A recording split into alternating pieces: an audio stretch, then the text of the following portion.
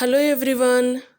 Previous వీడియోస్లో మనం banks యొక్క ఎన్డిటిఎల్ అంటే net demand and time liabilities గురించి తెలుసుకున్నాం. ప్రతి బ్యాంక్ తమ ఎన్డిటిఎల్లో కొంత పర్సంటేజ్ని సిఆర్ఆర్ అంటే క్యాష్ రిజర్వ్ రేషియో ఫామ్లో ఆర్బీఐ దగ్గర డిపాజిట్ చేయాలి. ఇది కంపల్సరీ. ఈ మనీని క్యాష్ ఫామ్లో ఆర్బీఐ దగ్గర డిపాజిట్ చేస్తారు. 2007కి ముందు వరకు ఆర్బీఐ సిఆర్ఆర్ పైన కొంత ఇంట్రెస్ట్ని బ్యాంక్కి పే చేస్తూ ఉండేది. కానీ ఇప్పుడు ఈ సిఆర్ఆర్ పైన ఎలాంటి ఇంట్రెస్ట్ ఇవ్వడం లేదు. ఇప్పుడు సిఆర్ఆర్ యొక్క పర్సంటేజ్ గురించి మాట్లాడుకుందాం.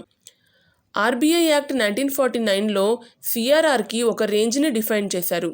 సిఆర్ఆర్ బ్యాంక్ యొక్క ఎన్డిటిఎల్లో 3 to 15% వరకు ఉండొచ్చు అని చెప్పారు.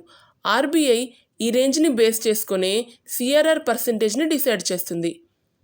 తర్వాత ఈ 3% మినిమం రేంజ్ని తీసేసి 0 to 15% వరకు ఎంత కావాలంటే అంత ఆర్బీఐ డిసైడ్ చేయొచ్చు అని చెప్పారు. 2007లో ఆర్బీఐ యాక్ట్ 1949ని అమెండ్ చేసి ఈ చేంజ్ని అమల్లోకి తెచ్చారు. సో సిఆర్ఆర్కి సంబంధించిన విషయాలు ఇవి. ఇంకా సిఆర్ఆర్తో పాటు బ్యాంక్స్ ఇంకో రిజర్వ్ రేషియోని కూడా మెయింటైన్ చేయాలి. అది కూడా కంపల్సరీనే. ఆ రిజర్వ్ రేషియో పేరే ఎస్ఎల్ఆర్ అంటే స్టాట్యుటరీ లిక్విడిటీ రేషియో.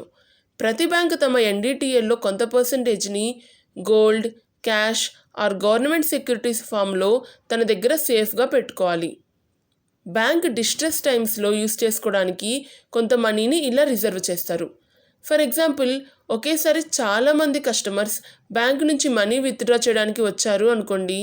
దీన్ని బ్యాంక్ రన్ సిచ్యువేషన్ అని అంటారు.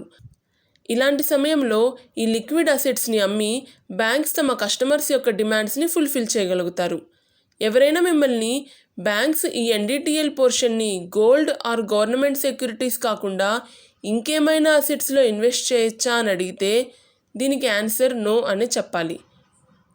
దీనికి సంబంధించే కమిటీ ఆన్ ఫినాన్షియల్ సిస్టమ్ కొన్ని రికమెండేషన్స్ ఇచ్చింది.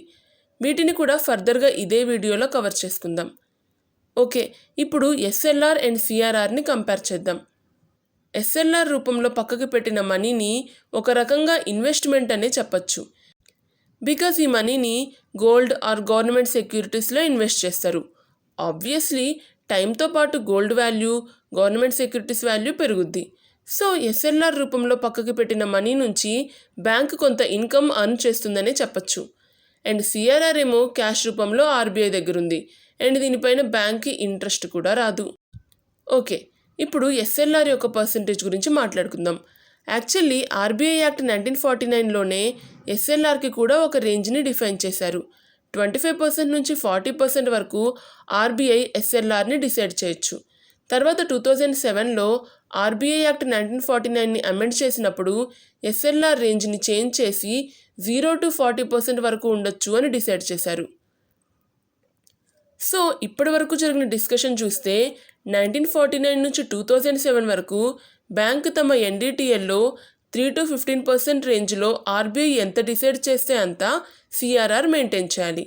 అండ్ 2007 నుంచి ఈ లోయర్ లిమిట్ తీసేశారు. అంటే ఇప్పుడు 0 to 15% ఉంది. ఇంకా 1949 నుంచి 2007 పీరియడ్ వరకు ఆర్బీఐ సిఆర్ఆర్ పైన కొంత ఇంట్రెస్ట్ ఫిక్స్ చేసి బ్యాంక్స్కి పే చేస్తూ ఉండేది. కానీ 2007లో ఆర్బీఐ యాక్ట్ని అమెండ్ చేసి ఇక నుంచి సిఆర్ఆర్ పైన బ్యాంక్స్కి ఎటువంటి ఇంట్రెస్ట్ రాదు అని డిసైడ్ చేశారు. సో సిఆర్ఆర్కి సంబంధించిన ప్రొవిజన్స్ ఇవే. ఇప్పుడు ఎస్ఎల్ఆర్ గురించి చూద్దాం. 1949 నుంచి 2007 వరకు ఉన్న పీరియడ్లో ఎస్ఎల్ఆర్ యొక్క రిక్వైర్మెంట్స్ 25% to 40% రేంజ్ మధ్య ఉండేవి. అంటే బ్యాంక్స్ తమ ఎన్డిటిఎల్లో 25% to 40% ఆర్బీఐ ఎంత డిసైడ్ చేస్తే అంత తమ దగ్గరే క్యాష్, గోల్డ్, గవర్నమెంట్ సెక్యూరిటీస్ ఫామ్లో స్టోర్ చేసుకునేవి. 2007లో ఆర్బీఐ అమెండ్మెంట్ యాక్ట్ ద్వారా ఎస్ఎల్ఆర్ యొక్క లోయర్ లిమిట్ని కూడా తీసేసి 0 to 40% ఆఫ్ ఎన్డిటిఎల్ని ఎస్ఎల్ఆర్గా డిక్లేర్ చేయొచ్చు అని చెప్పారు. సో సిఆర్ఆర్ అండ్ ఎస్ఎల్ఆర్కి సంబంధించిన ప్రొవిజన్స్ ఇవే. 1949 నుంచి ప్రెసెంట్ పీరియడ్ వరకు సిఆర్ఆర్, ఎస్ఎల్ఆర్ ఎంతున్నాయి అనేది ఒక చార్ట్ ఫామ్లో చూద్దాం. ఇక్కడ చూస్తే 1991 తర్వాత నుంచి సిఆర్ఆర్ పర్సంటేజ్ని కంటిన్యూస్గా తగ్గిస్తూ వచ్చారు అని అర్థమై ఉంటుంది. యాక్చువల్లీ ఏమైందంటే 1991లో కమిటీ ఆన్ ఫినాన్షియల్ సిస్టమ్ తమ రికమెండేషన్స్లో సిఆర్ఆర్ యొక్క పర్సంటేజ్ని 3 to 5% ఆఫ్ ఎన్డీటీఎల్కి లిమిట్ చేయండి అని చెప్పారు.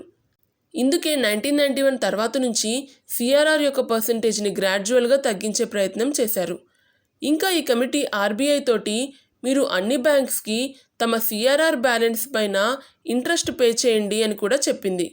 ఈ రికమెండేషన్ని యాక్సెప్ట్ చేస్తూ 1999 నుంచి ఆర్బీఐ అన్ని బ్యాంక్స్కి సిఆర్ఆర్ పైన ఇంట్రెస్ట్ పే చేయడం స్టార్ట్ చేసింది. ఇలా 2007 వరకు చేస్తూ ఉంది. బట్ 2007లో ఆర్బీఐ యాక్ట్ తీసుకొచ్చి ఈ ప్రాక్టీస్ని డిస్కంటిన్యూ చేశారు. So committee on financial system సిఆర్ఆర్కి సంబంధించి ఇచ్చిన రికమెండేషన్స్ చూసాం. ఇప్పుడు ఎస్ఎల్ఆర్ కోసం ఇచ్చిన రికమెండేషన్స్ చూద్దాం. దానికన్నా ముందు 1949 నుంచి 2023 వరకు ఎస్ఎల్ఆర్ గ్రాఫ్ ఎలా ఉంది అనేది చూద్దాం. ఇది చూడండి. 1991 టైంలో ఎస్ఎల్ఆర్ యొక్క వాల్యూ 38.5% ఉంది. ఇది చాలా ఎక్కువ. సిఎఫ్ఎస్ కమిటీ తమ రికమెండేషన్స్లో ఎస్ఎల్ఆర్ యొక్క వాల్యూని 5 ఇయర్స్లో మినిమంకి తీసుకురావాలి అని చెప్పింది. అప్పుడు మినిమం అంటే 25%. సో ఈ రికమెండేషన్ని సీరియస్గా తీసుకొని 5 ఇయర్స్లో అంటే 1997 కల్లా ఎస్ఎల్ఆర్ని 25%కి రిడ్యూస్ చేశారు. ఇంకా నరసింహన్ కమిటీ ఎస్ఎల్ఆర్కి సంబంధించి మరో రికమెండేషన్ కూడా ఇచ్చింది. బ్యాంక్స్ ఎస్ఎల్ఆర్ ఇన్వెస్ట్మెంట్ కింద తమకిష్టం వచ్చిన లిక్విడ్ అసెట్స్ని చూస్ చేసుకునే ఆప్షన్ ఇవ్వండి అని చెప్పింది. బికాస్ అప్పటి వరకు బ్యాంక్స్ తమ ఎస్ఎల్ఆర్ కోటాని cash and either government securities or గోల్డ్లోనే ఇన్వెస్ట్ చేయాలి అని ఉండేది. సో సిఎఫ్ఎస్ కమిటీ ఇచ్చిన ఈ రికమెండేషన్ని కూడా ఇంప్లిమెంట్ చేశారు. దీనికోసం ఆర్బీఐ 1996లో ఒక కొత్త కాన్సెప్ట్ని ఇంట్రడ్యూస్ చేసింది. అవే ఎస్ఎల్ఆర్ సెక్యూరిటీస్. ఎస్ఎల్ఆర్ సెక్యూరిటీస్ కింద డిఫరెంట్ ఇన్వెస్ట్మెంట్ ఇన్స్ట్రుమెంట్స్ని తీసుకొచ్చారు. బ్యాంక్స్ తమ ఎస్ఎల్ఆర్ని మీట్ అయ్యేందుకు ఈ ఆప్షన్స్లో వేటిల్లోనైనా ఇన్వెస్ట్ చేయొచ్చు. బ్యాంక్స్ కావాలంటే ప్రైవేట్ ఫర్మ్స్ యొక్క ఇన్వెస్ట్మెంట్ గ్రేడింగ్ బాండ్స్, డిబెంచర్స్లో ఇన్వెస్ట్ చేయొచ్చు. వేరే బ్యాంక్స్ యొక్క సర్టిఫికేట్ ఆఫ్ డిపాజిట్స్ అంటే సిడీస్లో కూడా ఇన్వెస్ట్ చేయొచ్చు. ఇంకా ఎన్బిఎఫ్సిస్ ఇష్యూ చేసిన A2+ రేటింగ్ ఉన్న కమర్షియల్ పేపర్స్లో ఇన్వెస్ట్ చేయొచ్చు. స్టేట్ గవర్నమెంట్స్ ఇష్యూ చేసిన bonds, multilateral institutions like world bank, Asian development bank, ఇలా వాటి సెక్యూరిటీస్లో ఇలా చాలా ఆప్షన్స్ ఉన్నాయి. వీటన్నింటినీ ఎస్ఎల్ఆర్ సెక్యూరిటీస్ అండర్లోకి తీసుకొని వచ్చారు. నాబార్డ్ అండ్ సిడ్బీ ఇష్యూ చేసిన సెక్యూరిటీస్ని కూడా ఎస్ఎల్ఆర్ సెక్యూరిటీస్లోనే ప్లేస్ చేశారు. దీనివల్ల బ్యాంక్స్కి కూడా చాలా లాభం ఉంది.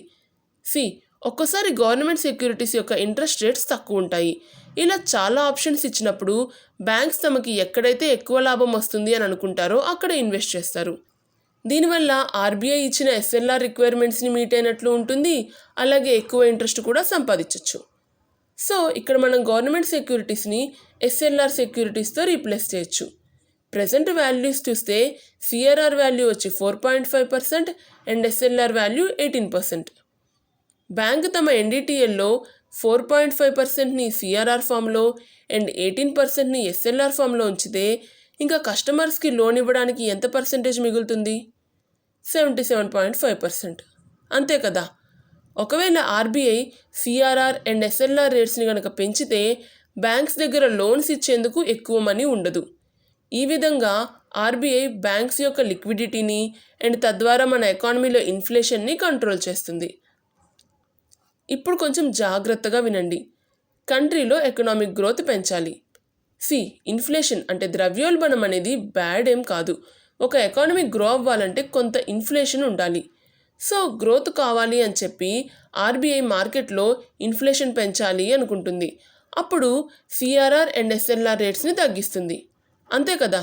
సిఆర్ఆర్ ఎస్ఎల్ఆర్ రేట్స్ తగ్గితే బ్యాంక్స్ చేతుల్లోకి ఎక్కువ మనీ వస్తుంది. కస్టమర్స్కి ఎక్కువ లోన్స్ అవి ప్రొవైడ్ చేస్తారు. మనీ సర్క్యులేషన్ పెరిగితే ప్రజల యొక్క పర్చేసింగ్ పవర్ అంటే కొనుగోలు శక్తి కూడా పెరుగుద్ది. అప్పుడు డిమాండ్ ఇంక్రీజ్ అవుతుంది అండ్ అల్టిమేట్గా ఇన్ఫ్లేషన్ కూడా పెరుగుద్ది.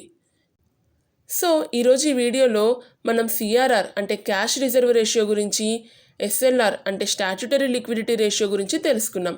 ఈ రెండింటిని రిజర్వ్ రేషియోస్ అని కూడా అంటారు. ప్రతి ఒక్క బ్యాంక్ ఆర్బీఐ ద్వారా ప్రిస్క్రైబ్ చేయబడిన ఈ రేషియోస్ని ఖచ్చితంగా మెయింటైన్ చేయాలి. ఫోర్ట్నైట్లీ బేసిస్ పైన అంటే ప్రతి 15 డేస్కి బ్యాంక్స్ ఆర్బీఐకి తమ దగ్గర సిఆర్ఆర్ అండ్ ఎస్ఎల్ఆర్ రేషియోస్ ఎంత ఉన్నాయి అని ఒక రిపోర్ట్ పంపాలి. ఒకవేళ particular banks CRR and SLR రేషియోస్ని ప్రాపర్గా మెయింటైన్ చేయట్లేదు అని తెలిస్తే ఆర్బీఐ వాటిని పినలైజ్ చేస్తుంది. ఈ పెనాల్టీ రేట్స్ చాలా ఎక్కువ ఉంటాయి. అందుకే బ్యాంక్స్ ఈ రేషియోస్ ప్రాపర్గా మెయింటైన్ అయ్యేటట్లే చూసుకుంటాయి. ఒకవేళ ఉండాల్సిన మనీ కన్నా తక్కువ ఉంటే 1-2 రోజులకి మార్కెట్ నుంచి మనీ రైజ్ చేస్తాయి. దీన్నే కాల్ మనీ మార్కెట్ అని అంటారు. Money market, call money market, notice money వీటన్నింటి గురించి ఆల్రెడీ ఫినాన్షియల్ మార్కెట్ వీడియోలో డీటెయిల్డ్గా కవర్ చేసుకున్నాం. చాలాసార్లు సిఆర్ఆర్ ఎస్ఎల్ఆర్ రేషియోస్ని మెయింటైన్ చేసేందుకు బ్యాంక్స్ ఆర్బీఐ నుంచి కానీ వేరే ఇతర బ్యాంక్స్ నుంచి కానీ ఓవర్ నైట్ లోన్స్ తీసుకుంటారు. రెపో రేట్ ఎంతుందో అంత ఇంట్రెస్ట్కి లోన్స్ తీసుకుంటారు. Repo rate, reverse repo rate and liquidity adjustment facility LAF వీటన్నింటినీ నెక్స్ట్ వీడియోలో కవర్ చేసుకుందాం. సో ఇదే విధంగా మీరు రిమైనింగ్ సబ్జెక్ట్స్ కూడా కవర్ చేయాలి అనుకుంటే బుక్స్తవా తెలుగు ప్లేలిస్ట్ని ఫాలో అవ్వండి. And thank you so much for watching and supporting బుక్స్తవా.